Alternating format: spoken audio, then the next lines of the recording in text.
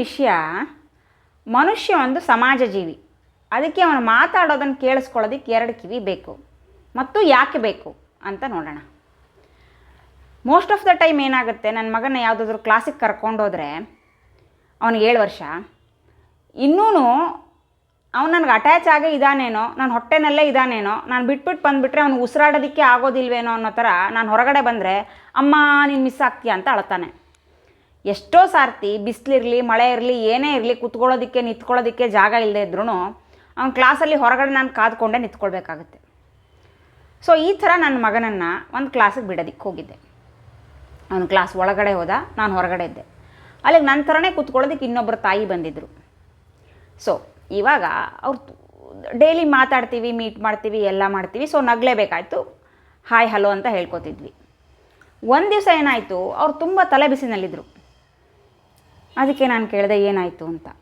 ಅದಕ್ಕೆ ಅವ್ರು ಹೇಳಿದ್ರು, ಸದ್ಯದಲ್ಲೇ ಬ್ಲಡ್ ಟೆಸ್ಟ್ ಮಾಡಿಸಿದ್ದೆ, ನನಗೆ ಥೈರಾಯ್ಡ್ ಬಂದುಬಿಟ್ಟಿದೆಯಂತೆ, ಅದಕ್ಕೆ ಡಾಕ್ಟ್ರು ಎಕ್ಸಸೈಸ್ ಮಾಡೋದಕ್ಕೆ ಹೇಳ್ತಾ ಇದ್ದಾರೆ, ವಾಕಿಂಗ್ ಮಾಡೋದಕ್ಕೆ ಹೇಳ್ತಾ ಇದ್ದಾರೆ, ವೇಟ್ ಗೇನ್ ಆಗಿದೆಯಾ ಅಂತ ಹೇಳ್ತಾ ಇದ್ದಾರೆ ಅಂತ. ನಾವು ಹೌದಾ, ತಲೆ ಕೆಡಿಸ್ಕೊಬೇಡಿ, ಸರಿಯಾಗುತ್ತೆ ಅಂತ ಅಂದೆ.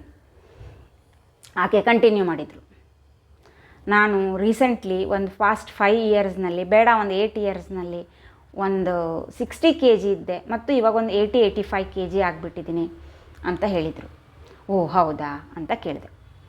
ಕಂಟಿನ್ಯೂ ಮಾಡಿದರು. ನೋಡಿ, ನಾನು ಬೆಳಿಗ್ಗೆ ಎದ್ದು ಕೆಲಸಗಳನ್ನು ಮಾಡ್ಕೋತೀನಿ, ಬ್ರೇಕ್ಫಾಸ್ಟ್ ರೆಡಿ ಮಾಡ್ತೀನಿ, ನನ್ನ ಮಗಳಿಗೆ ನನ್ನ ಗಂಡನಿಗೆ ಎಲ್ಲರಿಗೂ ಲಂಚೆಲ್ಲ ಪ್ಯಾಕ್ ಮಾಡಿ ಕಳಿಸ್ಕೊಡ್ತೀನಿ. ಹೌದು, ಕರೆಕ್ಟ್ ಮಾಡ್ತೀರಾ.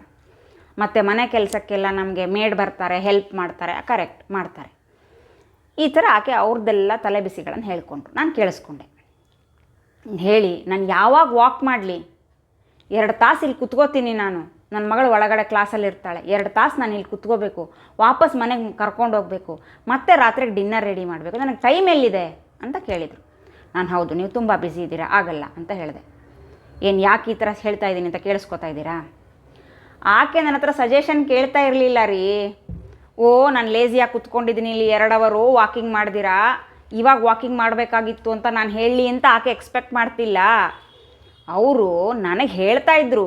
ಯಾಕಂದರೆ ನಾನು ಕುತ್ಕೊಳ್ಳೋದಕ್ಕೆಲ್ಲೊಂದು ಮನುಷ್ಯ ಇದ್ದೆ, ಒಂದು ಪ್ರೆಸೆಂಟ್ ಇದ್ದೆ, ಮತ್ತು ನನಗೆ 2 ಕಿವಿ ಇತ್ತು. ನಾನು ಹೌದು ಹೌದು ಅಂತ ಅವ್ರು ಹೇಳಿದ್ನೆಲ್ಲ ಕೇಳಿಸ್ಕೊತಾ ಇದ್ದೆ. ಅದಕ್ಕೆ ಆಕೆ ಅವ್ರ ದುಃಖವನ್ನು ತೋಡ್ಕೋತಾ ಇದ್ರು. ಓಕೆನಾ? ಅವ್ರಿಗೆ ನನ್ನ ಸಜೆಷನ್ನು ಇನ್ನೊಂದೋ ಮತ್ತೊಂದೋ ಏನೂ ಬೇಕಾಗಿರಲಿಲ್ಲ. ಅವ್ರ ದುಃಖ ಹೇಳ್ಕೊಳ್ಳೋದಕ್ಕೆ 2 ಕಿವಿ, ಕೇಳಿಸ್ಕೊಳ್ಳೋದಕ್ಕೆ 2 ಕಿವಿಗಳು ಬೇಕಾಗಿತ್ತು. ಅವ್ರು ಹೇಳ್ಕೊತಾ ಇದ್ರು. ಸೊ ಆಕೆ ಪೋರ್ ಔಟ್ ಮಾಡಿದರು. ಓಕೆ, ನಾನು ಕೇಳಿಸ್ಕೊಂಡೆ, ಏನು ಸಜೆಷನ್ನು ಕೊಡಲಿಲ್ಲ. ಅವ್ರು ಆ್ಯಕ್ಚುಲಿ ಹೇಗೆ ಅಂದರೆ ನನಗೆ ಹೇಳ್ತಾ ಇರಲಿಲ್ಲ, ಅವ್ರನ್ನವ್ರು ಕನ್ವಿನ್ಸ್ ಮಾಡ್ಕೋತಾ ಇದ್ರು. ಏನಂತ, ನಾನು 20 kg ಜಾಸ್ತಿ ಆದ್ರೂ ಅದು ನನ್ನ ಬೋನ್ ವೇಟ್, ನನಗೆ ಬೊಜ್ಜು ಬಂದಿಲ್ಲ, ನಾನು ವಾಕಿಂಗ್ ಮಾಡೋ ಅವಶ್ಯಕತೆ ಇಲ್ಲ, ಡಾಕ್ಟ್ರ್ ಕೆಲಸ ಇಲ್ಲ ಅಂತ ಹೇಳ್ತಿದ್ದಾರೆ. ವೇಟ್ ಜಾಸ್ತಿ ಆಗಿರೋದಕ್ಕೇ ಕಾಲು ನೋವು ಬರ್ತಾಯಿದೆ, ನೀ ಪೇನ್ ಬರ್ತಾಯಿದೆ ಅಂತ ಅವ್ರು ಅಂದ್ಕೊಡ್ತಾ ಇರಲಿಲ್ಲ. ನನಗೆ ಟೈಮ್ ಇಲ್ದಿರಾ ನಾನು ಕಿಚನ್ನಲ್ಲಿ ತುಂಬ ಹೊತ್ತು ನಿಂತ್ಕೊಂಡು ಆ ಥರ ಪ್ರಾಬ್ಲಮ್ ಆಗಿದೆ ಅಂತ ಅಂದ್ಕೋತಾ ಇದ್ರು.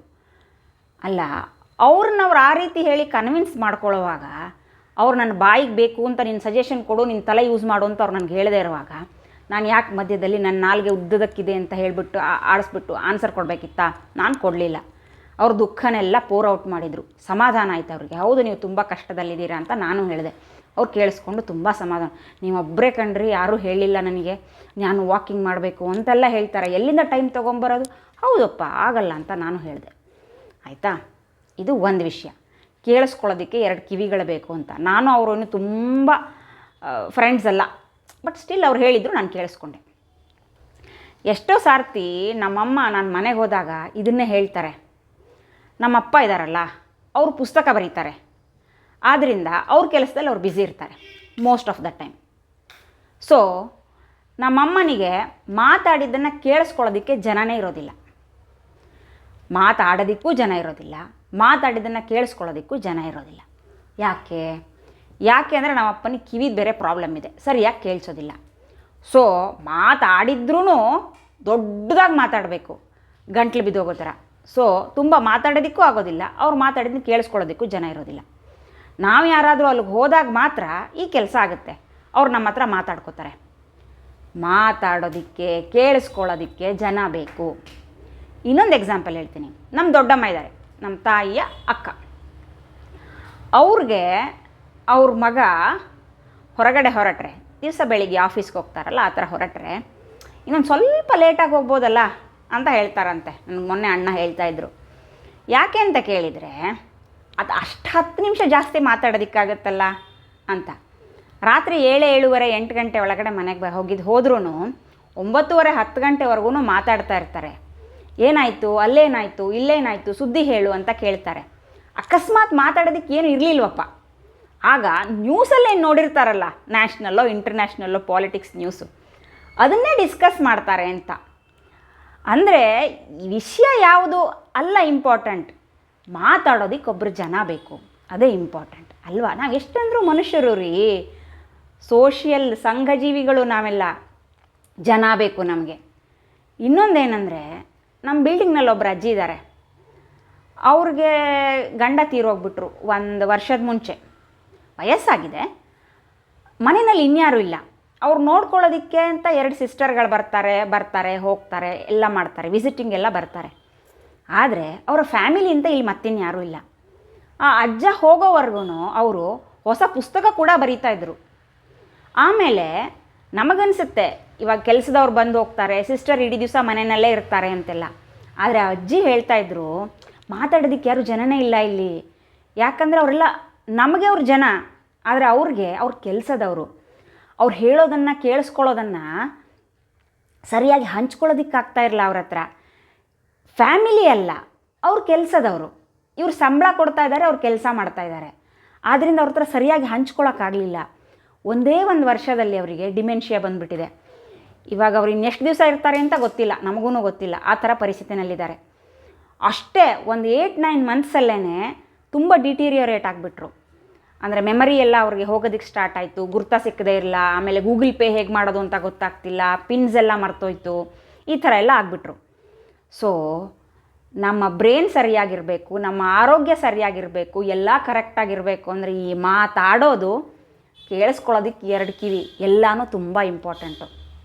ಮನುಷ್ಯನಿಗೆ ಈ ಥರ ಯಂಗಾಗಿರುವಾಗ ಏನು ಅನಿಸ್ತಾ ಇರತ್ತೆ ಹೇಳಿ, ನನಗೆ ಫೋನ್ ಇದೆ, ಸೋಷಿಯಲ್ ಮೀಡಿಯಾ ಇದೆ, ಎಷ್ಟೊಂದು ಜನ ಫ್ರೆಂಡ್ಸ್ ಇದ್ದಾರೆ ಅಂತ ಎಲ್ಲ ಅನ್ನಿಸ್ತಾ ಇದ್ರೂ, ನಮ್ಮ ಫ್ಯಾಮಿಲಿ, ನಮ್ಮ ಜೊತೆಗೆ ಇರೋದಕ್ಕೊಬ್ಬರು ಜನ, ನಾವು ಹೇಳಿದ್ದನ್ನು ಕೇಳಿಸ್ಕೊಳ್ಳೋದಕ್ಕೆ 2 ಕಿವಿಗಳು ಬೇಕೇ ಬೇಕು. ಗೋಡೆ ಸಾಕಾಗೋದಿಲ್ಲ. ಎನಿಮಲ್ಸ್ ಇರ್ಬೋದು, ಇವಾಗ ಮನೆಯಲ್ಲಿ ಪೆಟ್ಸ್ ಇಟ್ಕೋತಾರೆ, ಕ್ಯಾಟ್ ಇರಲಿ ಡಾಗ್ ಇರಲಿ, ಅದು ಮ್ಯಾವ್ ಅನ್ನತ್ತೆ, ಬೌಬವ್ ಅನ್ನತ್ತೆ, ಆದರೆ ಮಾತಾಡಲ್ಲ. ಸ್ವಲ್ಪ ಮಟ್ಟಿಗೆ ಸ್ಟ್ರೆಸ್ ಕಡಿಮೆ ಮಾಡಿದ್ರೂ ಅದು ನಮ್ಮ ಥರ ರಿಸ್ಪಾಂಡ್ ಮಾಡಲ್ಲ. ಅದಕ್ಕೆ ಏನು ಇಂಪಾರ್ಟೆಂಟ್ ಹೇಳಿ, ರಿಸ್ಪಾಂಡ್ ಮಾಡುವ ಒಂದು ಮನುಷ್ಯ ಜೀವಿ ಅವ್ರ ಜೊತೆಗೆ ಇರಬೇಕು, ಅದು ಬಹಳ ಮುಖ್ಯ. ಆ ಥರ ಅನ್ನಿಸ್ತು ನನಗೆ. ಆದ್ದರಿಂದ ವಯಸ್ಸಾದ ಮೇಲೆ ಕತೆ ಆಮೇಲೆ ಹೇಗೆ, ಅದೆಲ್ಲ ಆಮೇಲೆ ನೋಡ್ಕೊಳ್ಳೋಣ. ನಮ್ಮ ಹತ್ರ ಎಷ್ಟು ಸಾಧ್ಯ ಅಷ್ಟು ಯಾರಾದರೂ ಏನೋ ಹೇಳ್ಕೋಬೇಕು ಅಂತ ಇದ್ದರೆ ಕೇಳಿಸ್ಕೊಳ್ಳೋಣ. ಸಜೆಷನ್ ಕೊಟ್ಬಿಟ್ಟು ಅವ್ರನ್ನ ಇನ್ನೊಂದಿಷ್ಟು ಕನ್ಫ್ಯೂಸ್ ಮಾಡಬೇಕು ಅಂತಿಲ್ಲ. ಸಜೆಷನ್ ಬೇಕಾದರೆ ಅವ್ರು ಕೇಳ್ತಾರೆ ನಮ್ಮ ಹತ್ರನೇ. ಏನು ಮಾಡಲಿ ಅಂತ ಹೇಳ್ತೀರಾ, ಹೇಗೆ ಮಾಡೋದು ಅಂತ ಹೇಳ್ಕೊಡ್ತೀರಾ ಅಂತ ಕೇಳ್ತಾರೆ. ಕೇಳಿಲ್ಲ ಅಂತ ಆದರೆ ಮೂಗು ತುರ್ಸೋದು ಬೇಡ, ಆದರೆ ಕೇಳಿಸ್ಕೊಳ್ಳೋಣ. ನಮ್ಮ ಕಿವಿನ ಅವ್ರಿಗೆ ಬಾಡಿಗೆ ಕೊಟ್ಬಿಟ್ಟು ಕೇಳಿಸ್ಕೊಳ್ಳೋಣ, ಹಾಗಂತ ಅನಿಸ್ಬಿಡುತ್ತೆ ನನಗೆ. ಅದಕ್ಕೆ ನಾನು ಪದೇ ಪದೇ ಆ ಅಜ್ಜಿನ ವಿಸಿಟ್ ಮಾಡ್ತಿದ್ದೆ. ಆದರೆ ಅವ್ರಿಗೆ ಇವಾಗ ಮೆಮರಿನೇ ಇಲ್ಲ. ನಾವು ಹೋದ್ರೂ ಯಾರಂತ ಗೊತ್ತಾಗಲ್ಲ. ಒಮ್ಮೆ ನಗ್ತಾರೆ, ಆಮೇಲೆ ಏನೋ ಅವ್ರಷ್ಟಕ್ಕೆ ಅವ್ರು ಗೊಣಕ್ಕೋತಾರೆ, ಗುರ್ತ ಸಿಕ್ಕಲ್ಲ. ಆದ್ದರಿಂದ ಇವಾಗ ನಾವು ಹೋದರೂ ಒಂದೇ ಬಿಟ್ಟರು ಒಂದೇ. ಅವ್ರಿಗೆ ಊಟ ಮಾಡಿದಿನ ಇಲ್ವಾ ಅಂತಲೇ ನೆನಪಿರಲ್ಲ, ನಾವು ಯಾರು ಅಂತ ಗೊತ್ತಾಗಲ್ಲ. ಅದಕ್ಕೆ ಅವ್ರಿಗೆ ಮಾತಾಡೋಕ್ಕಾಗಲ್ಲ. ಅಂಥ ಪರಿಸ್ಥಿತಿ ಬಂದಮೇಲೆ ಬೇಜಾರು ಮಾಡ್ಕೊಳ್ಳೋದು ಬೇಡ. ಮುಂಚೆನೇ ಪ್ರೊಆ್ಯಕ್ಟಿವ್ ಆಗಿ ಮಾಡಿದರೆ ನಮ್ಮ ಫ್ಯಾಮಿಲಿ ಮೆಂಬರ್ಸ್ನೇ ಆದ್ರೂ ನಾವು ಚೆನ್ನಾಗಿ ಇಟ್ಕೊಳ್ಳೋದಕ್ಕಾಗುತ್ತೆ. ಹಾಗನ್ನಿಸ್ತು. ನಿಮಗೂ ಏನಾದರೂ ಹಾಗೆ ಅನಿಸಿದರೆ, ನಿಮ್ಮ ಮನೆಯಲ್ಲಿ ದೊಡ್ಡವರಿದ್ದರೆ, ಅವ್ರಿಗೆ ಮಾತಾಡೋದಕ್ಕೆ ಇಷ್ಟ ಇದ್ದರೆ 2 ಕಿವಿಗಳನ್ನು ಕೊಡಿ. ಸ್ವಲ್ಪ ಹೊತ್ತು, ತುಂಬ ಹೊತ್ತು ಕೊಟ್ಟು ನಿಮ್ಮ ತಲೆ ಹಾಳು ಮಾಡ್ಕೊಳ್ಳಿ ಅಂತ ಹೇಳ್ತಿಲ್ಲ.